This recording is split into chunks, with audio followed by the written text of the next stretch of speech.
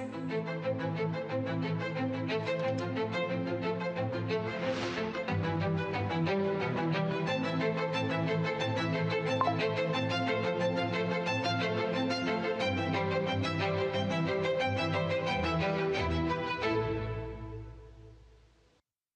प्यारे देशवासियों, नमस्कार। मन की बात में आप सबका स्वागत है। पूरे देश में इस समय त्योहारों का उल्लास है।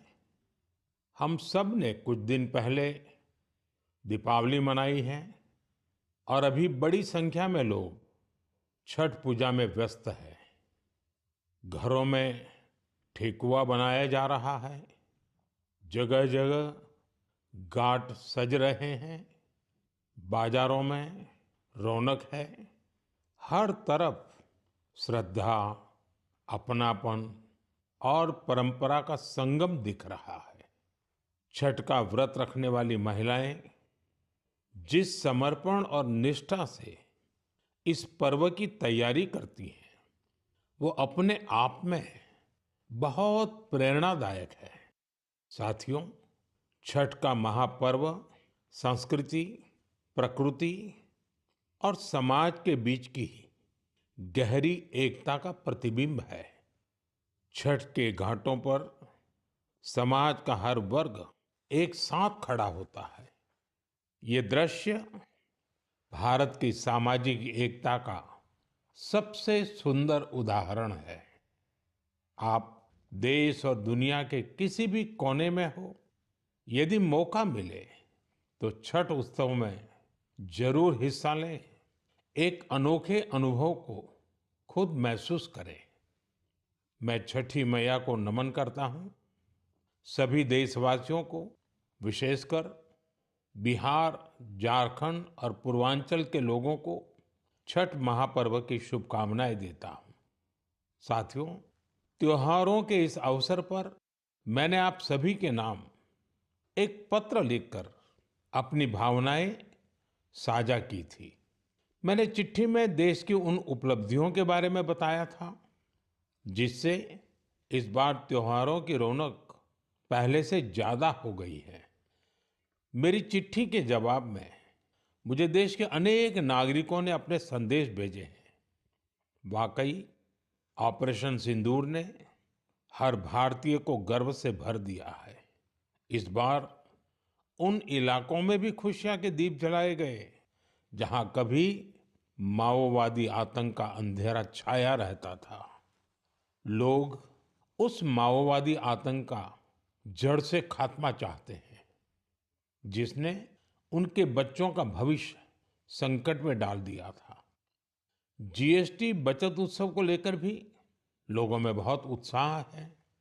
इस बार त्योहारों में एक और सुखद बात देखने को मिली। बाजारों में स्वदेशी सामानों की खरीदारी जबरदस्त तरीके से बढ़ी है। लोगों ने मुझे जो संदेश भेजे हैं उसमें बताया है कि इस बार उन्होंने किन स्वदेशी चीजों की खरीदारी की है। साथियों, मैंने अपने पत्र में खाने के तेल में 10% की कमी करने का भी आग्रह किया था। इस पर भी लोगों ने बहुत सकारात्मक रुख दिखाया है। साथियों, स्वच्छता और स्वच्छता के प्रयास, इस पर भी मुझे ढेर सारे संदेश मिले हैं। मैं आपसे देश के अलग-अलग शहरों की ऐसी गाथाएं साझा करना चाहता हूं जो बहुत प्रेरणादायक है। छत्तीसगढ़ के अंबिकापुर में शहर से प्लास्टिक कचरा साफ करने के लिए एक अनोखी पहल की गई है। अंबिकापुर में गार्बेज कैफे चलाए जा रहे हैं। ये ऐसे कैफे हैं जहां प्लास्टिक कचरा लेकर जाने पर भरपेट खाना खिलाया जाता है।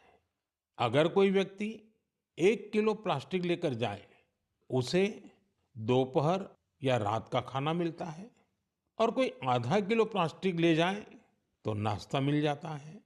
ये कैफे अंबिकापुर म्युनिसिपल कॉर्पोरेशन चलाता है। साथियों, इसी तरह का कमाल बेंगलुरु में इंजीनियर कपिल शर्मा जी ने किया है। बेंगलुरु को झीलों का शहर कहा जाता है और कपिल जी ने यहाँ झीलों को नया जीवन देने का अभियान शुरू किया है।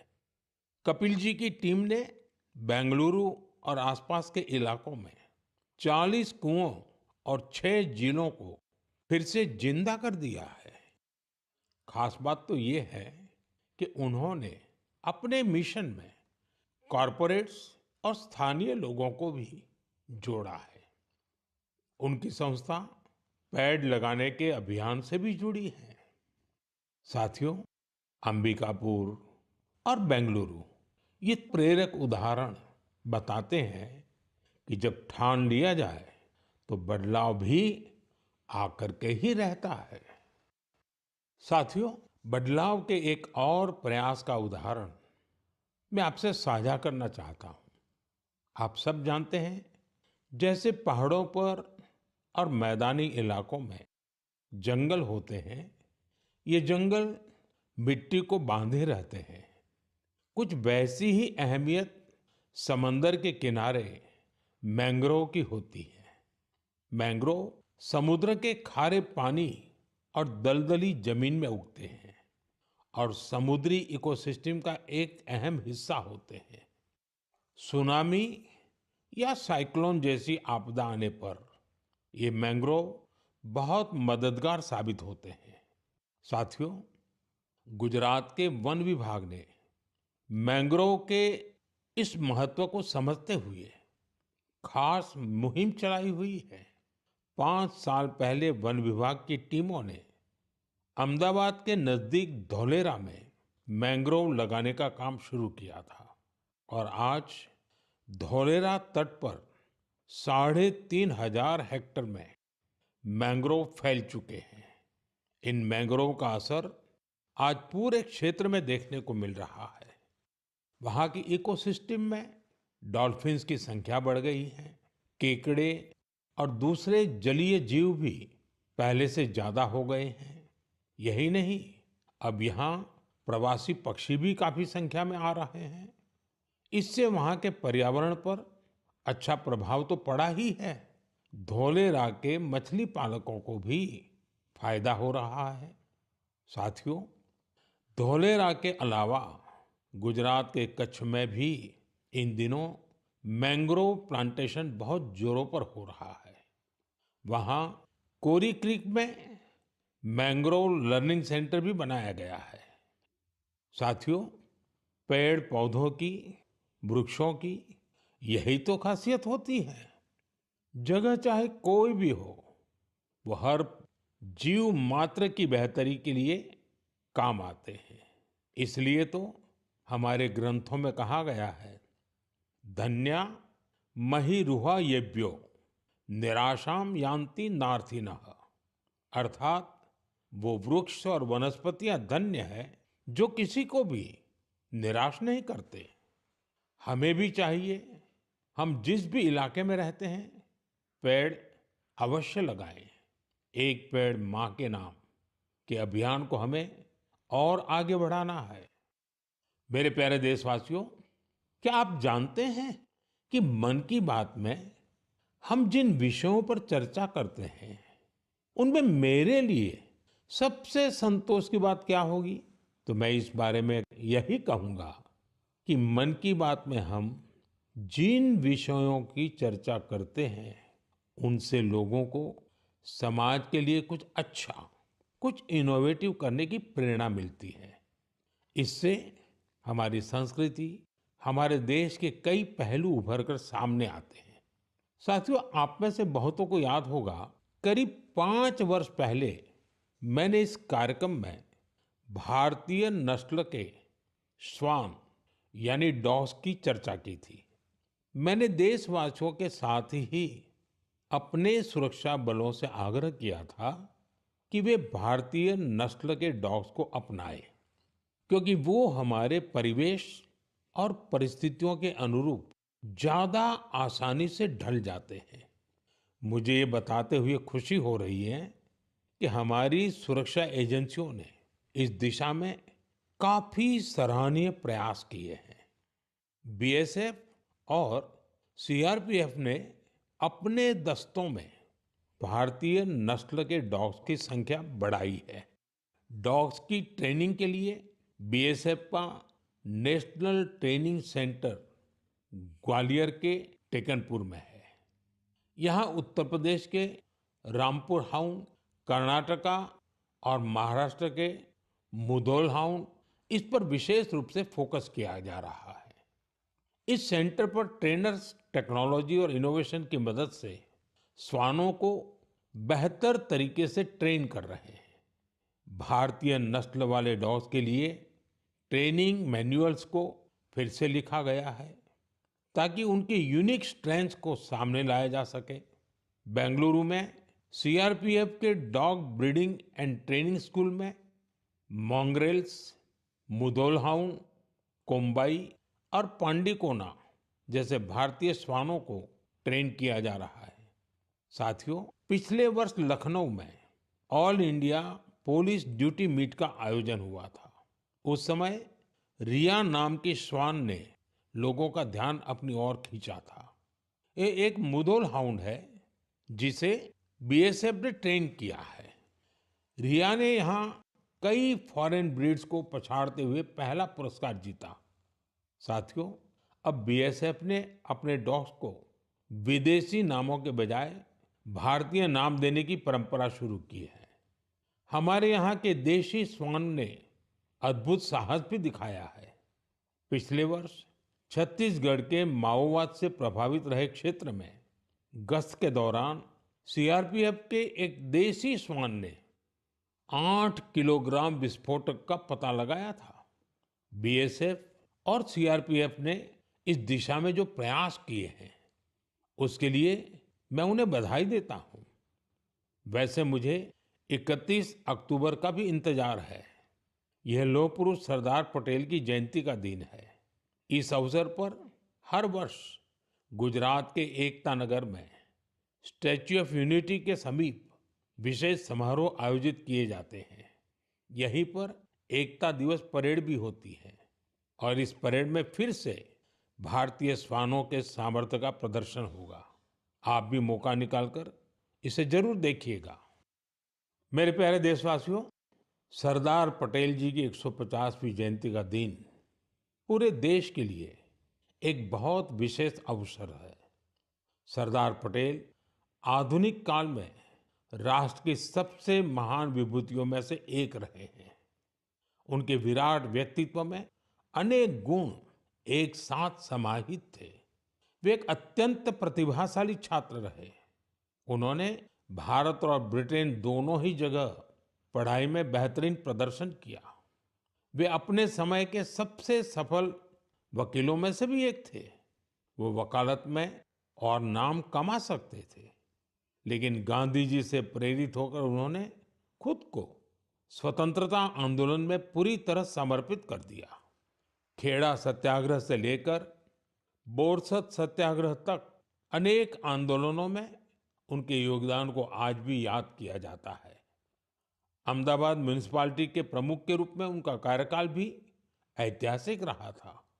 उन्होंने स्वच्छता और सुशासन को सर्वोच्च प्राथमिकता दी। उप प्रधानमंत्री और गृह मंत्री के रूप में उनके योगदान के लिए हम सभी सदैव उनके ऋणी रहेंगे। साथियों, सरदार पटेल ने भारत के ब्यूरोक्रेटिक फ्रेमवर्क की एक मजबूत नींव भी रखी। देश की एकता और अखंडता के लिए उन्होंने अद्वितीय प्रयास किए। मेरा आप सबसे आग्रह है, 31 अक्टूबर को सरदार साहब की जयंती देश भर में होने वाली रन फॉर यूनिटी में आप भी जरूर शामिल हो और अकेले नहीं, सबको साथ लेकर के शामिल हो। एक प्रकार से युवा चेतना का ये अवसर बनना चाहिए। एकता की दौड़ एकता को मजबूती देगी।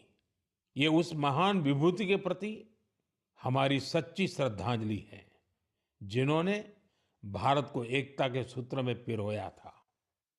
मेरे प्यारे देशवासियों, चाय के साथ मेरा जुड़ाव तो आप सभी जानते ही हैं, लेकिन आज मैंने सोचा कि मन की बात में क्यों न कॉफी पर चर्चा की जाए। आपको याद होगा, बीते साल हमने मन की बात में अराकू कॉफी पर बात की थी। कुछ समय पहले ओडिशा के कई लोगों ने मुझसे कोरापुट कॉफी को लेकर भी अपनी भावनाएं साझा की।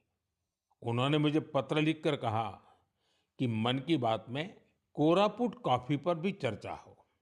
साथियों, मुझे बताया गया है कि कोरापुट कॉफी का स्वाद गजब होता है।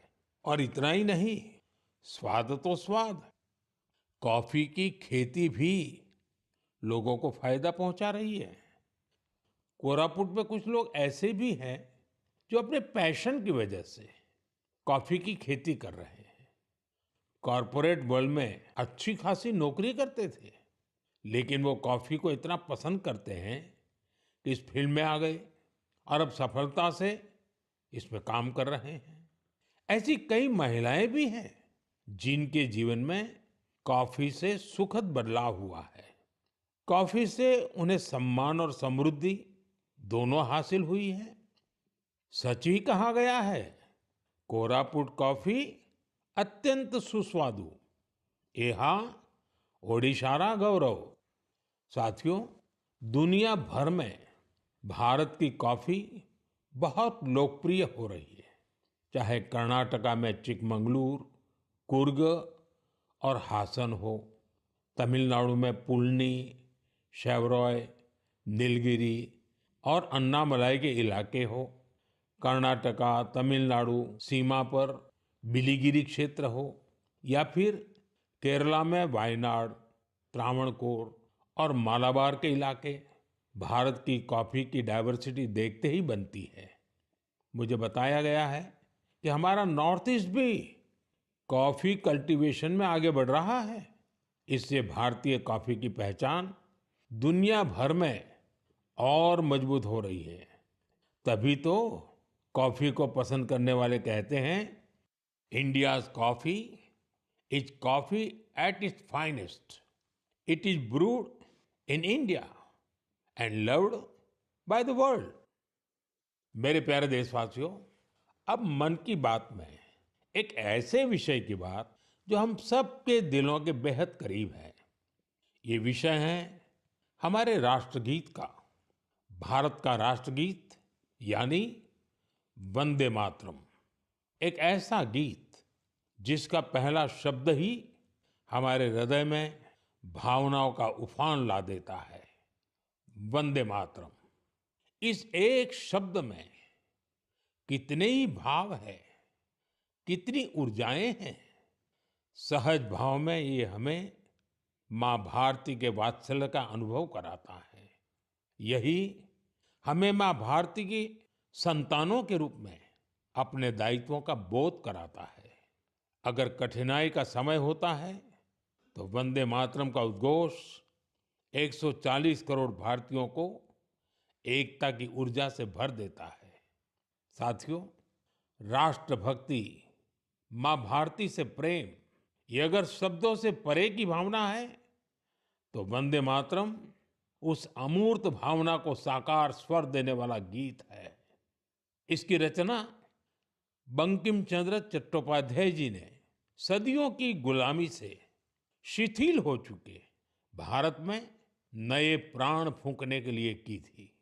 वंदे मातरम भले ही 19वीं शताब्दी में लिखा गया था, लेकिन इसकी भावना भारत की हजारों वर्ष पुरानी अमर चेतना से जुड़ी थी।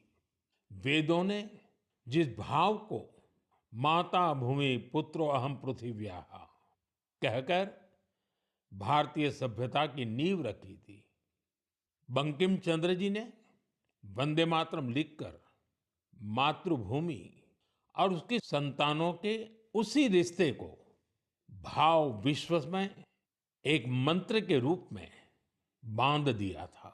साथियों, आप सोच रहे होंगे कि मैं अचानक से वंदे मातरम की इतनी बातें क्यों कर रहा हूं।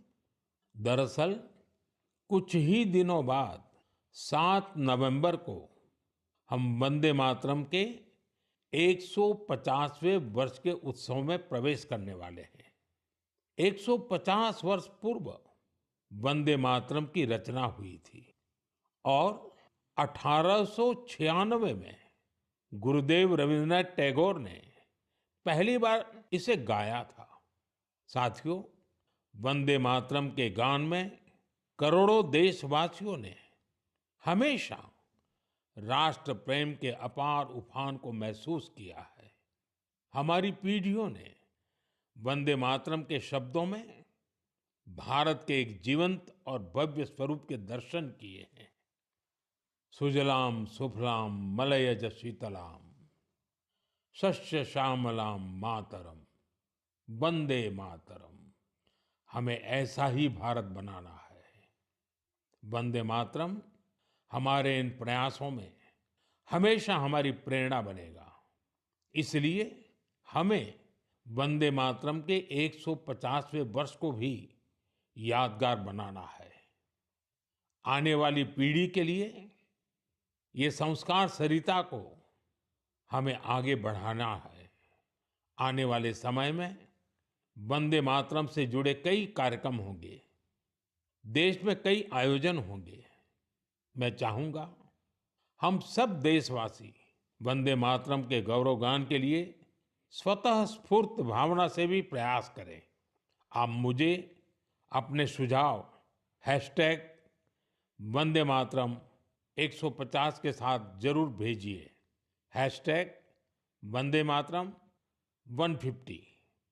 मुझे आपके सुझावों का इंतजार रहेगा और हम सब इस अवसर को ऐतिहासिक बनाने के लिए काम करेंगे।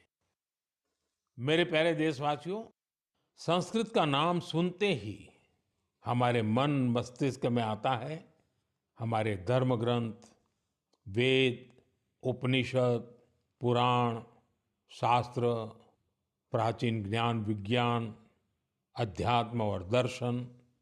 लेकिन एक समय इन सब के साथ साथ संस्कृत बातचीत की भी भाषा थी। उस युग में अध्ययन और शोध संस्कृत में ही किए जाते थे। नाट्य मंचन भी संस्कृत में होते थे।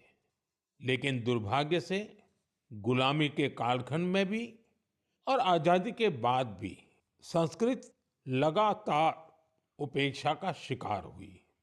इस वजह से युवा पीढ़ियों में संस्कृत के प्रति आकर्षण भी कम होता चला गया।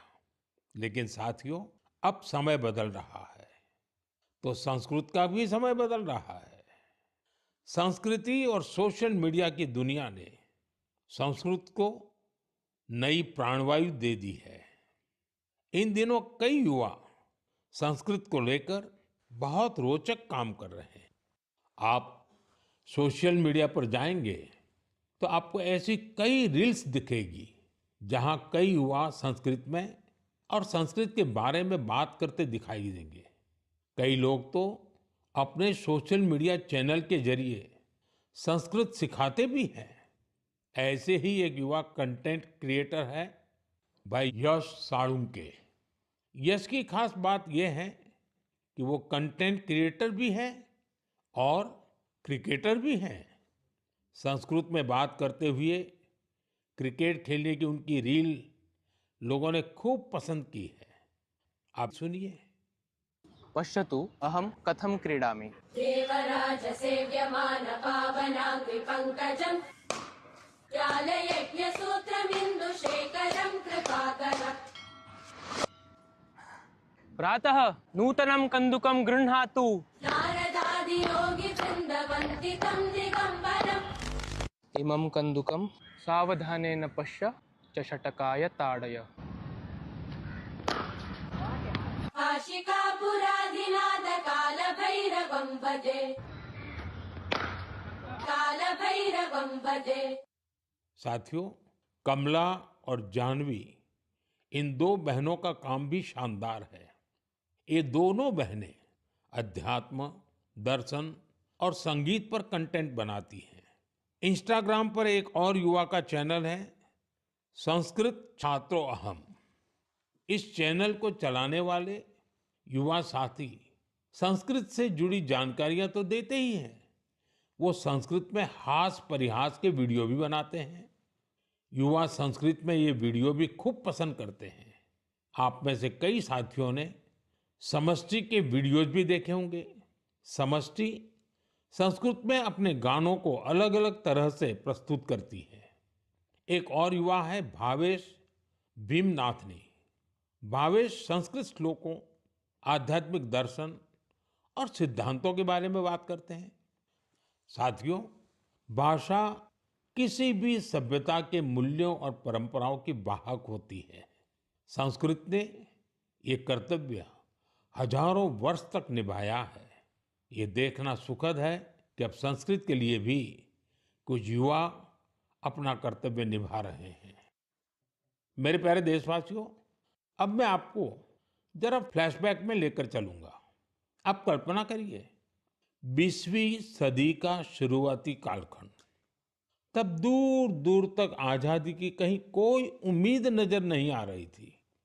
पूरे भारत में अंग्रेजों ने शोषण की सारी सीमाएं लांघ दी थी और उस दौर में हैदराबाद के देशभक्त लोगों के लिए दमन का दौर और भी भयावह था। वे क्रूर और निर्दयी निजाम के अत्याचारों को भी झेलने को मजबूर थे। गरीबों, वंचितों और आदिवासी समुदायों पर तो अत्याचार की कोई सीमा ही नहीं थी। उनकी जमीनें छीन ली जाती थी, साथ ही भारी टैक्स भी लगाया जाता था। अगर वे इस अन्याय का विरोध करते तो उनके हाथ तक काट दिए जाते थे। साथियों, ऐसे कठिन समय में करीब 20 साल का एक नौजवान इस अन्याय के खिलाफ खड़ा हुआ था। आज एक खास वजह से मैं उस नौजवान की चर्चा कर रहा हूं। उसका नाम बताने से पहले मैं उसकी वीरता की बात आपको बताऊंगा। साथियों, उस दौर में जब निजाम के खिलाफ एक शब्द बोलना भी गुनाह था, उस नौजवान ने सिद्दीकी नाम के निजाम के एक अधिकारी को खुली चुनौती दे दी थी। निजाम ने सिद्दीकी को किसानों की फसलें जब्त करने के लिए भेजा था, लेकिन अत्याचार के खिलाफ इस संघर्ष में उस नौजवान ने सिद्दीकी को मौत के घाट उतार दिया। वो गिरफ्तारी से बच निकलने में भी कामयाब रहा। निजाम की अत्याचारी पुलिस से बचते हुए वो नौजवान वहां से सैकड़ों किलोमीटर दूर असम जा पहुंचा। साथियों, मैं जिस महान विभूति की चर्चा कर रहा हूं, उनका नाम है कोमरम भीम। अभी 22 अक्टूबर को ही उनकी जन्म जयंती मनाई है। कोमरम भीम की आयु बहुत लंबी नहीं रही। वो महज 40 वर्ष ही जीवित रहे, लेकिन अपने जीवन काल में उन्होंने अनगिनत लोगों, विशेषकर आदिवासी समाज के हृदय में अमिट छाप छोड़ी। उन्होंने निजाम के खिलाफ संघर्ष कर रहे लोगों में नई ताकत भरी। वे अपने रणनीतिक कौशल के लिए भी जाने जाते थे। निजाम की सत्ता के लिए वे बहुत बड़ी चुनौती बन गए थे। 1940 में निजाम के लोगों ने उनकी हत्या कर दी थी। युवाओं से मेरा आग्रह है कि वे उनके बारे में अधिक से अधिक जानने का प्रयास करें। कोमरम भीम की ना विनम्र निवाली आयन प्रजल हृदयालो एप्पटिकी नीलीची उंटारू। साथियों, अगले महीने की 15 तारीख को हम जनजातीय गौरव दिवस मनाएंगे। यह भगवान बिरसा मुंडा जी की जयंती का सुअवसर है। मैं भगवान बिरसा मुंडा जी को श्रद्धापूर्वक नमन करता हूं। देश की आजादी के लिए, आदिवासी समुदाय के अधिकारों के लिए उन्होंने जो काम किया वो अतुलनीय है। मेरे लिए ये सौभाग्य की बात है कि मुझे झारखंड में भगवान बिरसा मुंडा जी के गांव उलीहातू जाने का अवसर मिला था। मैंने वहां की माटी को माथे पर लगाकर प्रणाम किया था। भगवान बिरसा मुंडा जी और कोमाराम भीम जी की तरह ही हमारे आदिवासी समुदायों में कई और विभूतियां हुई हैं। मेरा आग्रह है कि आप उनके बारे में अवश्य पढ़ें। मेरे प्यारे देशवासियों, मन की बात के लिए मुझे आपके भेजे हुए ढेरों संदेश मिलते हैं। कई लोग इन संदेशों में अपने आसपास के प्रतिभाशाली लोगों के बारे में चर्चा करते हैं। मुझे पढ़कर बहुत खुशी होती है कि हमारे छोटे शहरों, कस्बों, गांवों में भी इनोवेटिव आइडियाज पर काम हो रहे हैं। अगर आप ऐसे व्यक्ति या समूहों को जानते हैं जो सेवा की भावना से समाज को बदलने में जुटे हैं, तो मुझे जरूर बताइए। मुझे आपके संदेशों का हमेशा की तरह इंतजार रहेगा। अगले महीने हम मन की बात के एक और एपिसोड में मिलेंगे, कुछ नए विषयों के साथ मिलेंगे। तब तक के लिए मैं विदाई लेता हूं। आप सबका बहुत बहुत धन्यवाद। नमस्कार।